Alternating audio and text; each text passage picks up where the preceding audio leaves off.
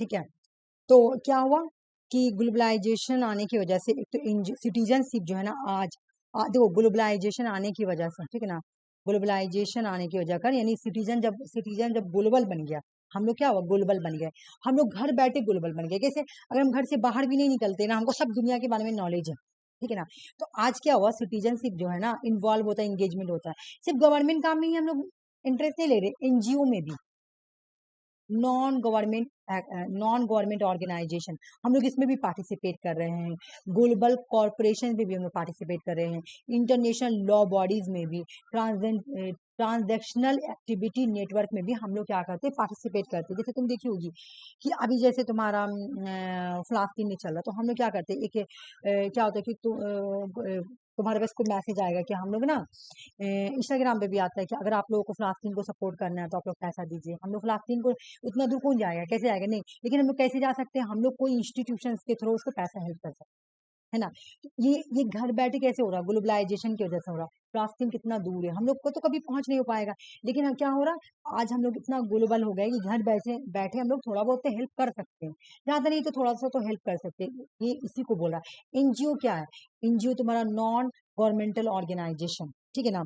MHT दुनिया का सबसे बड़ा एनजीओ ग्रुप होता है। तो वो क्या होता है, तुम्हारा एनजीओ क्या करता है, जाके देखता है कि कहाँ पे, जैसे तुम्हारा जब रोहिंग्या क्राइसिस हुआ था, ठीक है ना, तो रोहिंग्या क्राइसिस में वहां पे जाके बहुत सारे एनजीओ लोग जो है ना रोहिंग्या क्राइसिस में देखे कि आखिर उनके साथ हुआ क्या था, तो वो लोग सब रिपोर्ट लिखे, एनजीओ है ना, सब रिपोर्ट लिखे।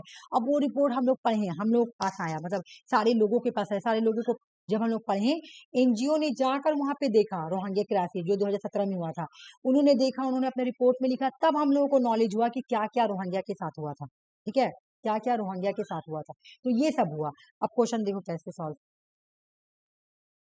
ये टॉपिक में भी है, तुम्हारा सिलेबस में भी है। तुम्हारा क्या बोला कि इसमें से क्या हुआ, मतलब the concept of citizenship in global world, जो सिटीजनशिप का कॉन्सेप्ट है वो एक ग्लोबल वर्ल्ड बन गया। तो इससे क्या हुआ, क्या एशियन ग्रीक सिटी स्टेट हुआ, एशियन ग्रीक सिटी स्टेट में तो खाली सिटीजनशिप आया था, ये तो गलत है ना।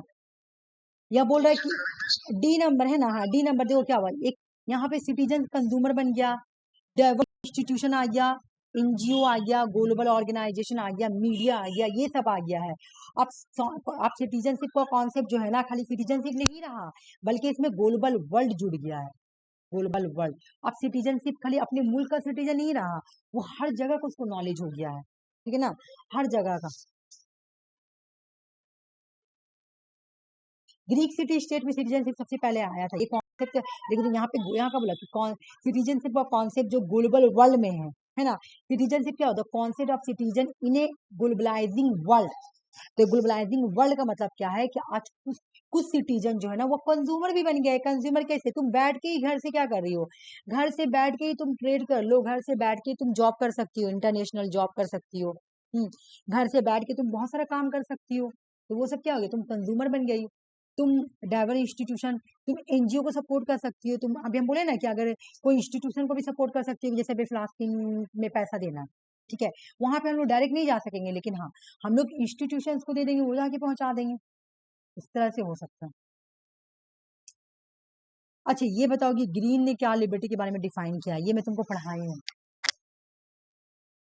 सारा पढ़ा होगा ये भी और ये भी क्वेश्चन। ग्रीन क्या बोलते हैं लिबर्टी के बारे में,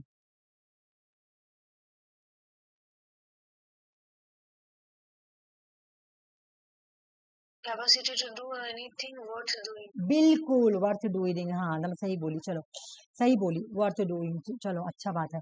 एक मिनट, अब मैं तुमको एक चीज और दिखा रही हूँ यहाँ पे, ये पता है किसका डिफिनेशन है, absence of restraint, negative liberty का डिफिनेशन है।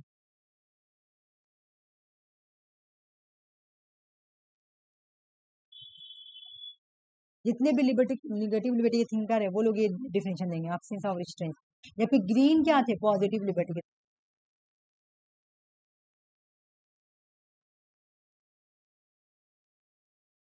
ठीक है। ये बताओ ट्रायनी ऑफ मेजोरिटी के बारे में किसने बोला था,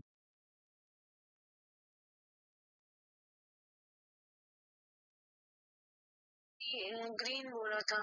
बिल्कुल भी नहीं, तुम जे एस मिल टॉपिक पढ़ो जाके, जे एस मिल टॉपिक में, हाँ जे एस मिल टॉपिक में मैं पढ़ाई थी कि जे एस मिल जो है ना उनको डर था ट्रायनी ऑफ मेजोरिटी के बारे में। लेकिन ये डर किससे लिया, किसने इंट्रोड्यूस किया, ये एडवोकेट के किया, इन्होंने टैगविले ने इंट्रोड्यूस किया था। और इन्हीं से थोड़ा जेएस मिल इंस्पायर हुए थे। तो हम क्या बोले थे कि जब जेएस मिल भी हो टैगविले भी हो तो आंसर टैगविले होगा। तुम ना जेएस मिल का जाकर टॉपिक एक बार पढ़ लेना, ठीक है ना। रुक जाओ, मैं एक बार तुम लोगों को इसको दिखा दूं। यहाँ पे आ जाओ, देखो अलेक्सिस de Tocqueville, बुक का नाम देखो, डेमोक्रेसी इन अमेरिका, याद करना है। डेमोक्रेसी इन अमेरिका किसका बुक है, अलेक्सिस टैगविले का। इन्होंने एक बुक इन्होंने बोला ट्रायनी ऑफ मेजोरिटी। क्यों बोला, क्योंकि इन्होंने क्या बोला कि इन्होंने बोला कि सारा पावर मेजोरिटी को मिल जाएगा। तो इनको डर था कि अगर ट्रायनी ऑफ मेजोरिटी एक ऐसा कंडीशन है जहां पर हाँ बोलो, कुछ बोल रही क्या? नहीं, हाँ ठीक है, बोले ना, इनको क्या था, टैगविले, देख लो रटो, democracy in America, democracy in America book किसका है, तुम्हारा टैगविले का, ठीक है ना। मैं पे लिख दे रही हूँ, टैगविले ने एक बुक लिखा था, बुक का नाम है democracy in America. Democracy in America, इस बुक में इनको एक चीज का डर था। क्या डर था? इनको डर था कि कहीं ना ट्रायनी ऑफ मेजोरिटी हो जाए, सॉरी ट्रायनी ऑफ मेजोरिटी हो जाए। अब ट्रायनी ऑफ मेजोरिटी का मतलब क्या है, ट्रायनी ऑफ मेजोरिटी का मतलब है, मैं बता रही हूँ, बोल रहा है कि एक ऐसा कंडीशन जहां पे मेजोरिटी जो है ना, मेजोरिटी ग्रुप माइनॉरिटी को ऑपरेस करेगी, उनके ओपिनियन को, उनके राइट को। तो उनको डर था, टैगविले ही feared that in a democracy majority could silence dissent and impose conformity leading to a new kind of despotism। अगर हम रिप्रेजेंटेटिव गवर्नमेंट को सपोर्ट करेंगे तो पावर किसके पास जाएगा, रिप्रेजेंटेटिव गवर्नमेंट में क्या होता है, मेजोरिटी के बेस पे प्राइम मिनिस्टर बनता है या प्रेसिडेंट। तो अगर मेजोरिटी को ही हम पावर दे दिए तो माइनॉरिटी का जो ओपिनियन है, माइनॉरिटी का जो राइट है, उसको तो सप्रेस किया जाएगा।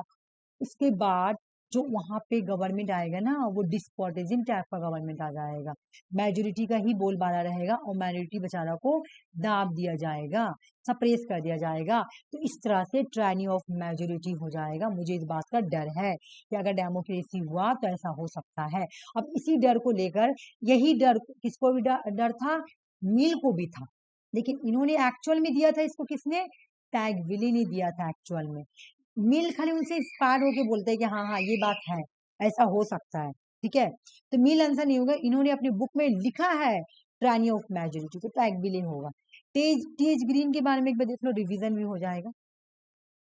टीएच ग्रीन बोलते क्या है कि ये एक आइडियलिस्टिक थिंकर थे। देखो जितने भी आइडियलिस्टिक थिंकर है ना, वो लोग किस चीज से, एथिक्स से जुड़े हुए रहेंगे, स्पिरिचुअल स्पिरिट, ये सब के बारे में बात करेंगे। जैसे एक और थिंकर है हेगेल, वो भी इस तरह का बात करते हैं ना। तो ये एक आइडियलिस्टिक थिंकर है, पॉजिटिव लिबरलिज्म से जुड़े हुए हैं, liberty capacity to do something right, ठीक है ना। ट्रू फ्रीडम क्या है, जब एक पर्सन को ये रियलाइज हो जाए कि मुझे एथिकल करना है, मोरल करना है ना। यही एग्जाम में भी आया था ना उधर तुम्हारा क्वेश्चन, मोरल एंड एथिकल। अब बोला मोरल एंड एथिकल लिखा हुआ था, बोला बोलो कौन आइडिया से जुड़ा हुआ है, तो आइडियलिस्ट घुरा घुरा के क्वेश्चन खाली पूछा है बस। इन्होंने बोला कि स्टेट का काम क्या होगा, है ना, स्टेट का काम होगा भाई हिंड्रेंस टू मोरल डेवलपमेंट। मतलब जब तुम मोरली कुछ काम करोगे, तुम कुछ अच्छा काम करोगे, अब तुम्हारे मोरल करने में कुछ रुकावट आएगा, कुछ हिंड्रेंस आएगा। हिंड्रेंस का मतलब होता है रुकावट, तो इस हिंड्रेंस को कौन हटाएगा, स्टेट हटाएगा, ये बोलते हैं, ठीक है ना। हिंड्रेंस कीवर्ड है, ठीक है ना। हिंड्रेंस के बारे में ग्रीन बात करते हैं, याद रखना। हिंड्रेंस हो गया, मोरल एथिकल हो गया, एथिक्स हो गया, सबके बारे में कौन बात करते हैं, ग्रीन। कीवर्ड से पढ़ो, ठीक है ना। कार्ल स्मिथ, ये एक जर्मन लीगल थ्योरिस्ट थे, ये एक पॉलिटिकल फिलोसफर भी थे। इन्होंने एक आइडिया, इन्होंने सबसे पहली बात, देखो मैं तुमको टोटलिटेरियनिज्म पढ़ाई, लेकिन सबसे पहले कौन सा पॉलिटिकल फिलोसफर ने टोटलिटेरियनिज्म वर्ड को लाया था, आइडिया दिया था, वो है कार्ल स्मिथ। कार्ल स्मिथ जो है ना 1920 में टोटलिटेरियनिज्म वर्ड को इंट्रोड्यूस करते, बोलते टोटलिटेरियनिज्म जो ऐसा वर्ड है ना, इसके जहां पे टोटलिटेरियनिज्म गवर्नमेंट होगा या रिजीम होगा, वहां पे पावर सेंट्रलाइज होगा, पावर सिर्फ एक आदमी के पास होगा। सेंट्रलाइज का मतलब क्या, पावर एक आदमी के पास होना। Suspension of the constitution norms, constitution के जो भी नॉर्म्स रहेंगे उसको खत्म कर दिया जाएगा, सस्पेंड कर दिया जाएगा। सॉवरेनिटी ऑथोरिटी को खत्म कर दी जाएगी, सिर्फ होगा तो टोटलिटेरियनिज्म। अच्छा, एक चीज और यहाँ पे समझो, टोटलिटेरियनिज्म को सबसे पहले एज ए आइडिया किसने इंट्रोड्यूस किया? तो कार्ल स्मिथ ने। देख लो यहाँ पे लिखा हुआ है, German legal theories political philosopher was among first develop ideas around totalitarianism. मतलब इसको आइडिया बोल के किसने इंट्रोड्यूस किया? तो कार्ल स्मिथ ने। लेकिन इसको, इस टर्म को यूज किसने किया था सबसे पहले? यूज किसने किया था? मोसेलिनी ने यूज किया था टोटलिटेरियनिज्म वर्ड को। ये इंट्रोड्यूस तो हो गया, लेकिन क्या हो गया होगा? बोले जो टोटलिटेरियनिज्म, अब तुम कोई वर्ड लाई, अब उस वर्ड को कोई यूज तो भी करे, है ना? तो इसको, इस टर्म को सबसे पहले किसने पॉपुलराइज किया? टोटलिटेरियनिज्म वर्ड को पॉपुलराइज किसने किया? तो मोसेलिनी ने किया था। ठीक है, चलो ये वाला क्वेश्चन का आंसर बताओ, इसका आंसर बताओ। अभी मैं पढ़ा, अच्छा आंसर तो आ ही गया, फिर भी देखो यहाँ पे क्या बोल रहा है कि ये हो गया ना। हाँ, ये इसका आंसर बताओ।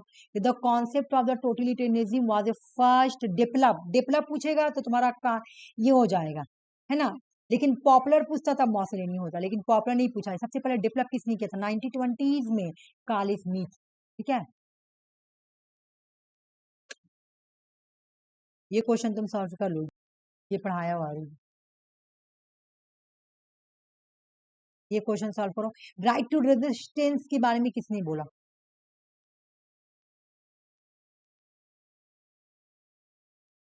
राइट टू रेजिस्टेंस, रिवोल्यूशन, किसने बोला था?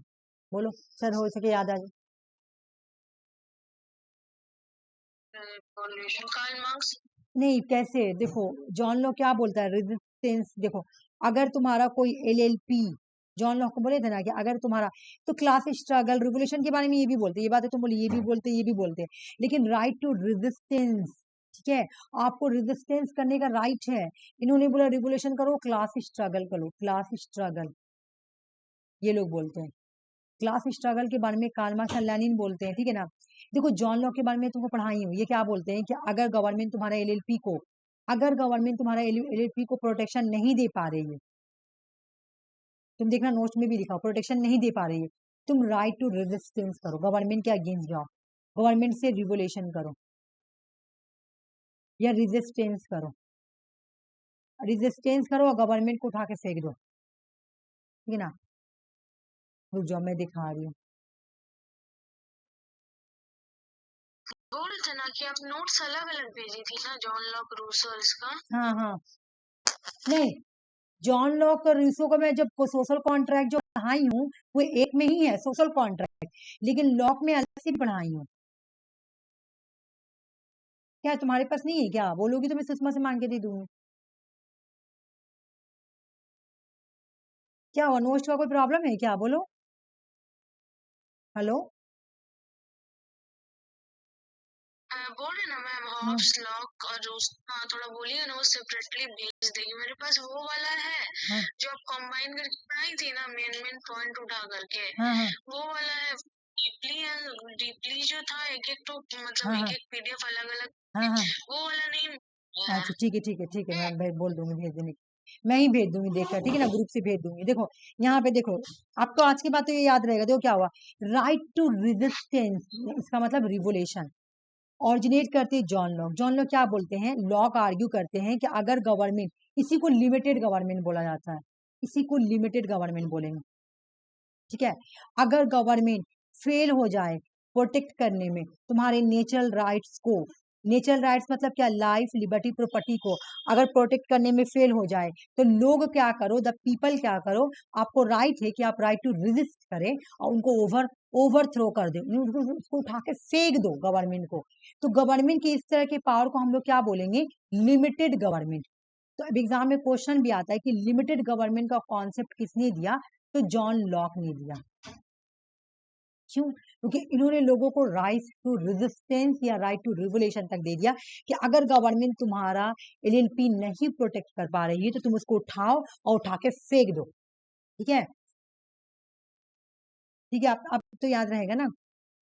ठीक है। अब मैं तुमको अब ना क्वेश्चन, जैसे ये तो तुम्हारा क्वेश्चंस जब भी हो कंप्लीट, क्वेश्चंस कंप्लीट हो जाने 60 क्वेश्चंस है, ठीक है ना, जिसमें से 55 क्वेश्चन तुम्हारा टॉपिक से है और 5 क्वेश्चन वेस्ट बंगाल से है, ठीक है। तो ये तो मैं एनालिसिस करूंगी, तो ये पीडीएफ में पार्ट 1 करके भेज दूंगी, लिखूंगी पार्ट 1 करके भेज दूंगी, तो तुम इसको याद करना, बिल्कुल नोट्स के जैसे याद करना, ठीक है, फिर क्वेश्चन भी सॉल्व करना। हाँ ठीक है, मैम थोड़ा वो वाला भेज दीजिएगा ना, मैं रात मिल में नहीं सेंड रहा कर वो दूंगी, मैं वाला। रात में सेंड कर दूंगी, ठीक है ना। मेरा देखो ये टॉपिक तुम्हारा है ना, इसमें है क्या नाम है टॉपिक में, तो ये थोड़ा बड़ा है, तो ये मैं कल पढ़ाऊंगी, ये बड़ा है क्योंकि ये टॉपिक में है। तो ये क्वेश्चंस भी आया हुआ, ये भी छोटा क्वेश्चन देके मैं हाँ छोटा क्वेश्चन ये वाला देखो। अब ये मैं तुमको खुद बढ़ा दे रही हूँ, यहाँ पे क्या बोला देखो, किसने बोला, हु सेड दैट, कि लॉ जो है ना, लॉ एक कमांड ऑफ सॉवरिंग है। देखो मैं वहां पे पढ़ाई थी तुमको लीगल सॉवरिंग, अभी मैं बता रही हूँ इसके मतलब क्या होगा। लीगल सॉवरिंग मैं बोली थी ना, तो मैं क्या बोली कि एक्चुअल में लीगल सॉवरिंग को किसने दिया था, जॉन ऑस्टिन ने दिया था, वहां जब हॉब्स वाला क्वेश्चन आया था। नहीं मैं बोली थी जॉन ऑस्टिन ने दिया था, लेकिन ऑप्शन में जॉन ऑस्टिन नहीं, तो हम लोग हॉब्स चूज किए क्योंकि हॉब्स ने दिया था अब्सोल्यूट सॉवरेनिटी, है ना, हॉब्स ने भी दिया अब्सोल्यूट सॉवरेनिटी। तो मैं क्या बोली कि इस वजह से मैंने ये चूज करे, क्योंकि हॉब्स ने भी दिया, आंसर की में भी यही दिया हुआ है, आंसर हॉब्स भी दिया हुआ। तो जॉन ऑस्टिन, ऑस्टिन जो है ना, ऑस्टिन वो क्या बोलते हैं कि जो कानून है ना, कानून लॉ जो है ना, वो एक सॉवरेनिटी का कमांड है, कमांड, ठीक है, सॉवरेनिटी का कमांड है। तो एग्जाम में क्वेश्चन आया कि किसने बोला कि लॉ जो है वो सॉवरेनिटी का कमांड है, लॉ जो है, law is the command of the sovereign, किसने बोला, तो ये ऑस्टिन बोलते हैं, जॉन ऑस्टिन, ठीक है ना। लॉ का ऐसा कोई बात बोला ही नहीं सॉवरिंग के बारे में। रूसो ने पॉपुलर सॉवरिंग, रूसो ने किस किस के बारे में बोला, पॉपुलर के बारे में, पॉपुलर सॉवरेनिटी के बारे में बोला, ठीक है। और वहां पे क्वेश्चन तुम देखिए जो मैं बताएंगे, देखो ये तो इसके बारे में बोला गया है, बट यहाँ पे कंफ्यूजन क्या हो रहा है कि जॉन ऑस्टिन है ही नहीं है, लेकिन हॉब्स हो जाएगा, बिकॉज आर किसी ने भी सॉवरेनिटी के बारे में बोला ही नहीं है। हॉब्स ने बोला एब्सोल्यूट सॉवरेनिटी के बारे में, देख लो एक बार मैं फिर से लिख रही हूँ, हॉब्स ने बोला एब्सोल्यूट सॉवरिंग के बारे में, रूसो ने बोला पॉपुलर सॉवरिंग के बारे में, पॉपुलर सॉवरिनिटी या सॉवरिंग जो भी, ठीक है। ऑस्टिन ने बोला लीगल सॉवरेनिटी के बारे में, लेकिन क्वेश्चन नहीं है वहां पे लिखा हुआ था ऑप्शन में, ऑस्टिन नहीं था। अब इस बेसिस पे ही बोला, इन्होंने क्या बोला, देखो कानून जो है ना, कानून वो सॉवरिंग का कमांड है, इस बेसिस पे बोला जाता है कि जॉन ऑस्टिन ने दिया है लीगल सॉवरेनिटी या सॉवरिंग, ठीक है। लेकिन बिकॉज वहां पे ऑप्शन में सिर्फ हॉब्स ही बन रहा था आंसर, बाकी किसी ने भी सॉवरेनिटी के बारे में बात नहीं किया था, और आंसर की में भी तुम्हारा हॉब्स दिया हुआ था, इसलिए मुझे वहां पे हॉब्स मानना पड़ा, ठीक है। बाकी ये जो दो टॉपिक है ना, रुक जाओ मैं दिखा दे, देखो जैसे यहाँ पे मैं लिख दी हूँ कि आंसर तो तुम्हारा ऑस्टिन होगा। जॉन ऑस्टिन एक लीगल, जॉन ऑस्टिन है कि एक पॉजिटिव है, ये सब याद करना नहीं है, बट ये बोलते हैं कि लॉ जो है ना एज द कमांड है, किसका, सॉवरेनिटी का कमांड है, backed by the threat of the sanctions, this is the central idea in his the command theory of law. इन्होंने एक थ्योरी दिया था, command theory of law, exam में क्वेश्चन आया कमांड थ्योरी ऑफ लॉ किसने दिया, तो जॉन ऑस्टिन ने दिया, ठीक है ना, जॉन ऑस्टिन ने कमांड थ्योरी ऑफ आइडिया दिया। इसी में इन्होंने बोला कि जो लॉ है ना, वो क्या है, वो बिल्कुल कमांड ऑफ सॉवरिंग है, क्या है, कमांड एंड सॉवरिंग है, कमांड ऑफ सॉवरिंग है, किसने बोला, ऑस्टिन ने बोला, ठीक है। बाकी देखो मैं जैसे ही एग्जाम को क्वेश्चन खत्म होगा, मैं तुमको अब ऐसे पढ़ाऊंगी, क्वेश्चंस भी रहेगा, पुराना वाला जितना टॉपिक है उससे रिलेटेड क्वेश्चन रहेगा, ठीक है, पुराने वाले टॉपिक से रिलेटेड क्वेश्चन रहेगा,